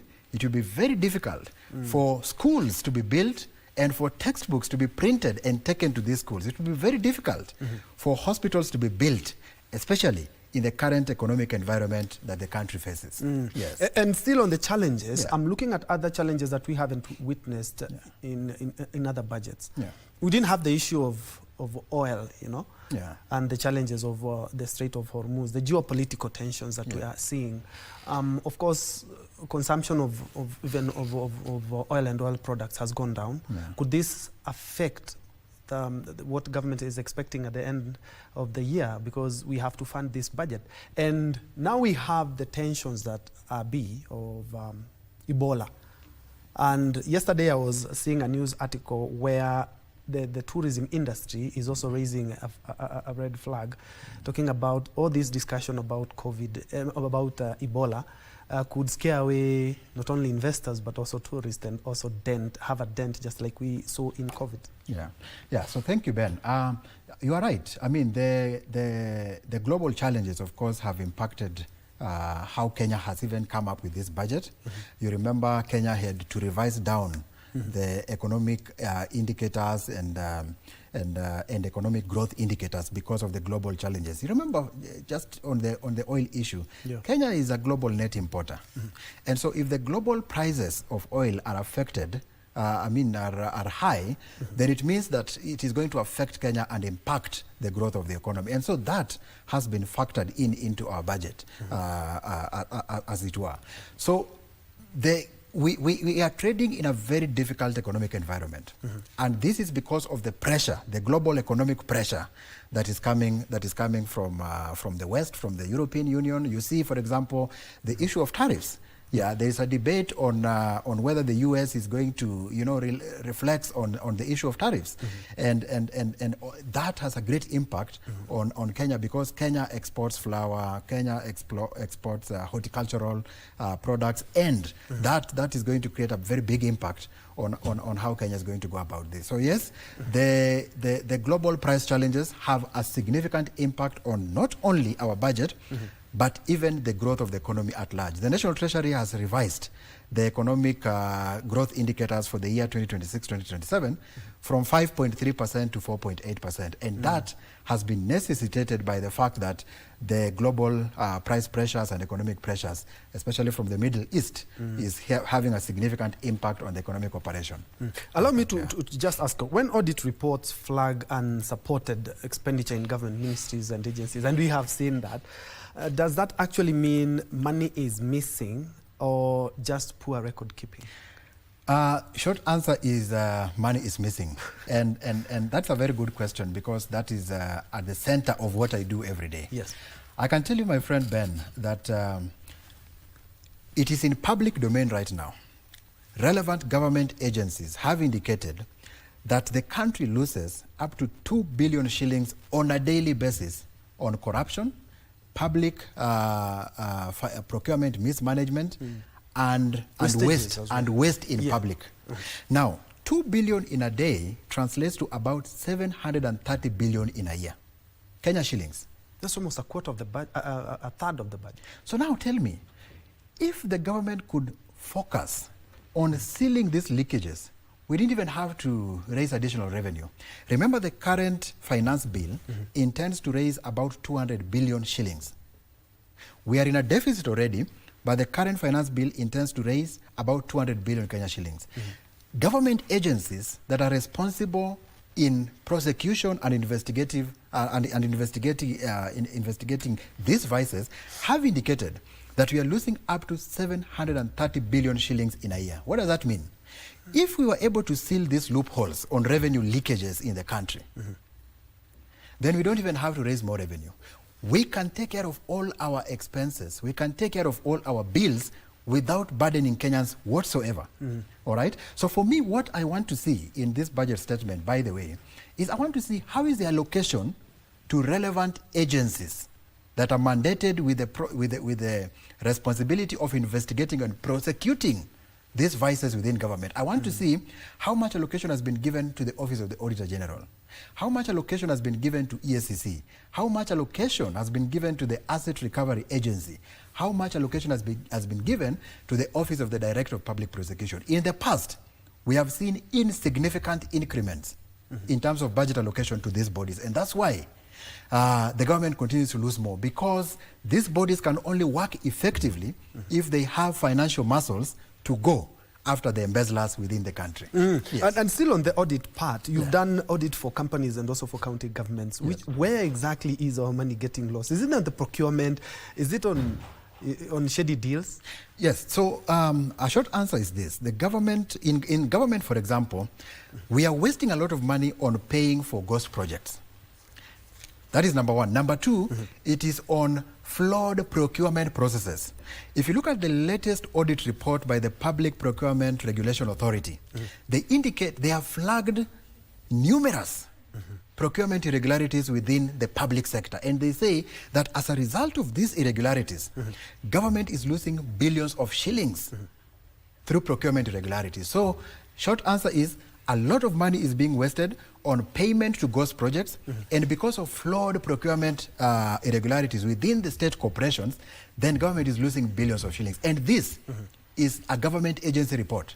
A public procurement regulatory authority is a government agency. And look at their last audit report. They have flagged numerous irregularities within the procurement within government. Yeah. And KRA has been given the huge task of collecting the taxes. And I'm asking, because they say they are not casting their nets further, they just want to expand the tax bracket. And we have known that, especially when there are issues like what we're having now, the recession, the fuel prices, the worst affected are the small businesses. Yeah. How can KRA ensure that they have also protected those small businesses, micro, small, and businesses, and the micro, small businesses? Because I'm looking at they are supporting almost half the economy. Yes, that's true. Yeah. So thank you so much for that question. I think before I even get to your answer, it is important to understand what KRA's role in this budget is. The National Treasury has given the finance bill proposals, by the way, which will take effect on 1st of July 2026. Now, the finance bill works together with the budget, all right? So the budget statement is basically a list, what I would call a shopping list, all right? It is a list of priorities that the government wants to consider in this next financial year. Then that finance bill that has originated from National Treasury and of course taken through public participation is like a credit card that is supposed to be used to take care of the items in this shopping list, which is in the budget statement. So in a nutshell, if that finance bill does not pass, then it means that the revenue side of this budget statement is legally ineffective or legally defective. It cannot take effect. But now to answer your question, how has KRA taken care of small businesses? Now, KRA has pronounced itself through the finance bill on how they have taken care of small businesses. By the way, it's also important to mention that the finance bill seeks to amend 4 tax regulations. Number 1, it seeks to amend the Income Tax Act. It seeks to amend the VAT Act. It seeks to amend the Excise Duty Act. And finally, it seeks to amend the Tax Procedures Act. Now, on how it is going to impact small businesses, KRA has introduced through the Finance Bill 2026 tax amnesty, for example. They have indicated that if you have any tax liability, either business or an individual, if you have any tax liability up to 31st December 2025, you have up to 31st December 2026 to pay this tax principal, the outstanding principal amounts, and they are going to waiver all the interest and penalties therein. So for me, that is a very good proposal in the finance bill. Another way, or another proposal that I think is really good is the dropping of the Mitumba tax. Yes. You remember the Mitumba tax, that the 5% custom duty on income on Mitumba? That has been dropped finally because of the public pressure that it has drawn. So for me, I think that is a very good way to go about it. There are also very many provisions that KRA has given, especially on taxation of trusts, on investments in real estate through the register real estate investment trust. So there are so many ways in which KRA and the government at large has covered small businesses from economic shocks. What has not been addressed yet, and yet this has been a major request, and even the president has addressed himself on it, is the proposal to reduce the income tax, to increase the income tax bracket from the current 24,000 to 30,000. In other words, Kenyans earning 30,000 shillings and below to be exempted from paying pay as you earn to the government. Now, that has been argued that would create a lot of resources at hand, and therefore would even enhance business opportunities and create revenue for the government. But we have not seen it in the current finance bill. It is that has not been addressed. So that means, therefore, that the proposal to have, low-income Kenyans exempted from paying pay as you earn has not been considered yet. And there's something that you mentioned that caught my eye. In your audit work, you've noticed that some of the challenges that we have is ghost projects. We have the infrastructure fund, which has gained traction in the last couple of days, and especially since President William Ruto mentioned that. a large chunk of this budget will be going to major infrastructure projects. How can Kenyans or the public accurately measure that indeed we are getting value for our money and not ghost projects, just like you mentioned earlier on? Yeah, so to answer that question, Ben, it's important to mention also that Kenyan budget is big on reputation. Mm-hmm. What do I mean? What I mean is that Kenyan budgets over the years have always promised more, but have never given much in terms of delivery. And to respond to your question, I think it is important for Kenyans to play two roles this time around. Mm-hmm. Number one, Kenyans should focus less on where the revenue is going to come from to what these monies are going to be used for. Mm-hmm. All right? Mm-hmm. The focus should be on, are these promises in this shopping list by the government going to be fulfilled? For example, this allocation on infrastructure fund, are we going to see a boost in economic activities, employment, from the manufacturing sector? Are we going to see an increase in activities within that area? So that we are not just talking about a big revenue projection, but are we feeling, can we feel? Let me give you a perspective. Mm. The 4.82 trillion Kenya shillings budget for this financial year on 55 million Kenyans translate to the following. It means that for every man, woman, or a child in this country, out of this 4.82 trillion, they are supposed to get 87,000 Kenya shillings in this financial year. 87,000? 87,000.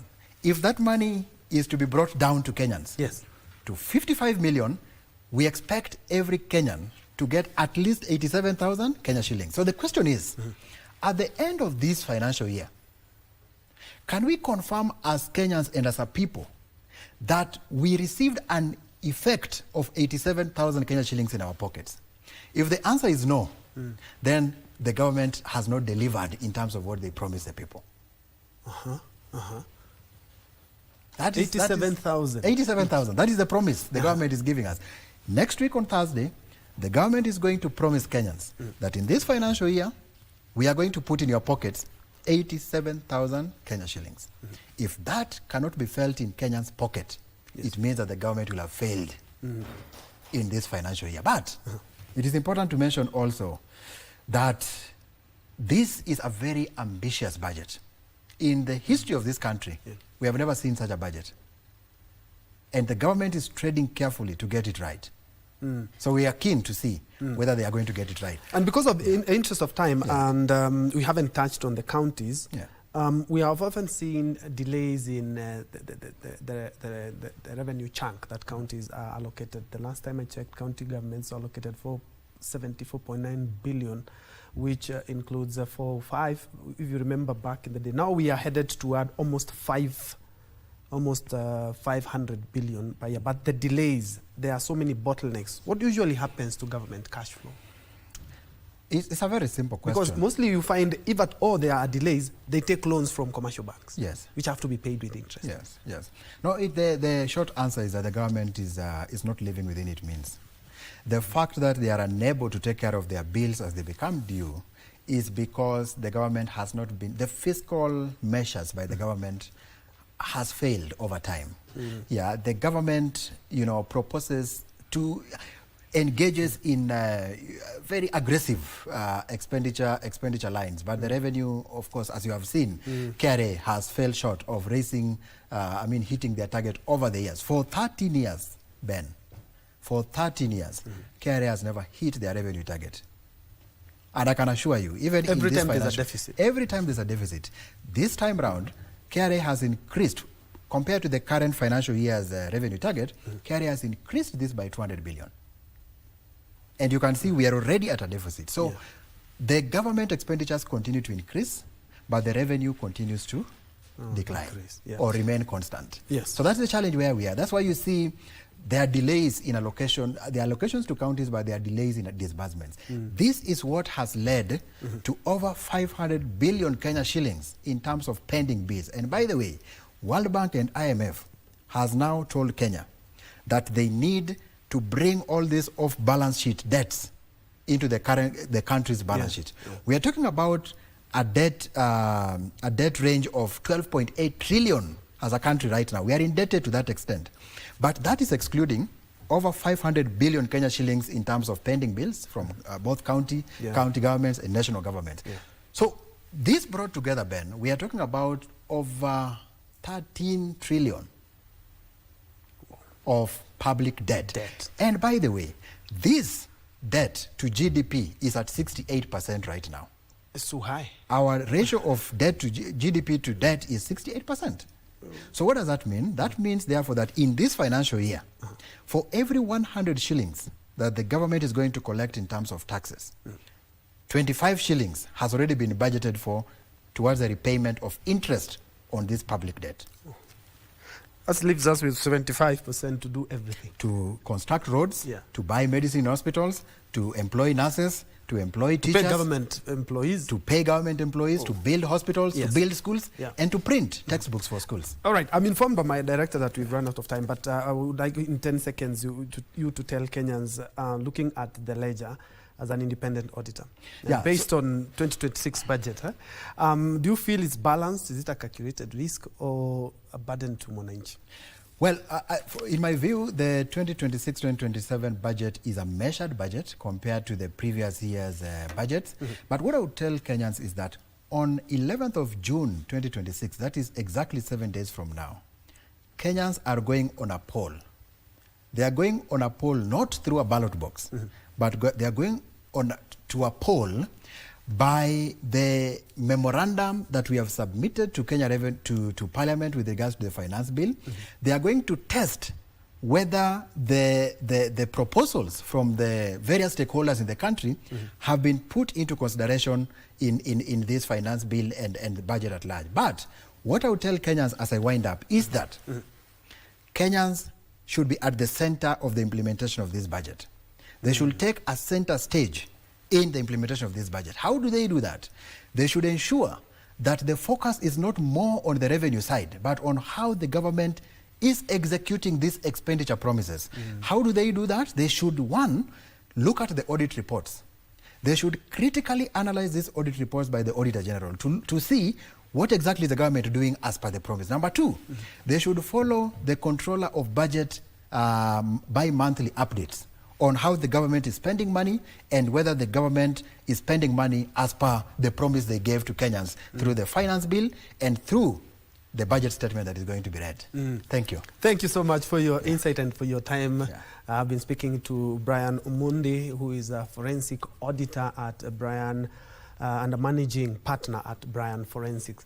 Many thanks indeed for joining us, and because of the interest of time, allow me to put a cap right there. You have been watching Bees Check. My name is Ben Troy Enjoy. Lucy Maura has been my colleague on the sign language interpretation. Let's continue this conversation on our social media platform. I'm giving the baton to the Swahili desk now for Kurunzi Mashinani and Tamrini. Have a good one.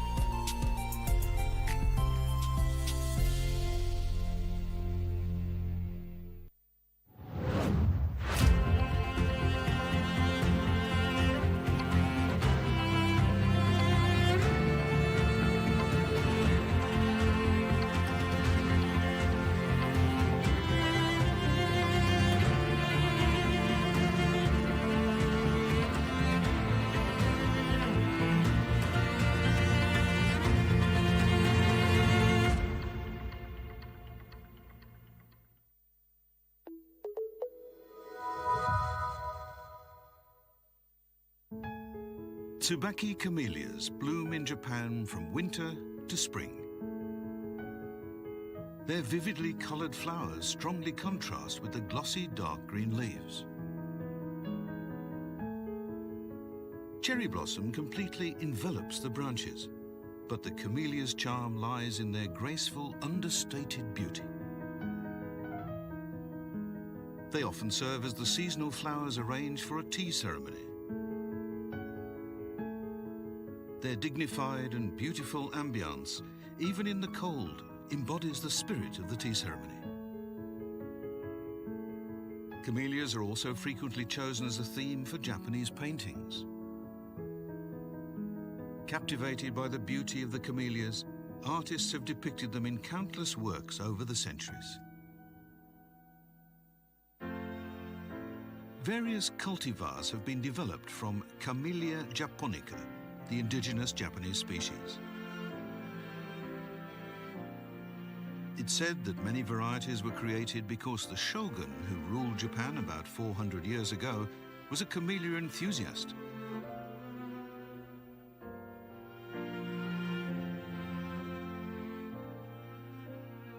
Since then, camellias have gained widespread recognition overseas, and they are now cherished around the world. Today, there are over tens of thousands of varieties worldwide. Izu Oshima, known as Camellia Island, is part of Tokyo. It can be reached in less than 30 minutes from an airport in the Tokyo suburbs. From February every year, over 3 million camellia trees are in full bloom on the island. Around the world, there are about 50 international camellia gardens of excellence, and 3 of them are located on Izu Oshima. One of them is Tsubaki Hana Garden. Garden director Yamashita Takashi single-handedly created this garden by planting 2,000 camellia trees. We are surrounded by the sea, so the winds are strong, and camellias were planted as windbreaks to shelter the houses. Even when other trees were cut down, the camellias remained. Over a long period of history, Izu Oshima eventually became an island of camellias. Camellia seeds produce high-quality oil. Since ancient times, it has been widely used as a hair care product that provides moisture. Oshima High School has also been designated as an International Camellia Garden of Excellence. They have cultivated camellias here for about 50 years, and nearly 400 varieties can be seen today. My favorite camellia is Egao Kurenai. It's the largest camellia in this garden, and its petals are truly beautiful. Our school has been selected as an International Camellia Garden of Excellence, and I hope we can pass the garden on to the next generation. The camellia, deeply connected to and cherished by the Japanese people. Its beauty is woven into the fabric of their lives.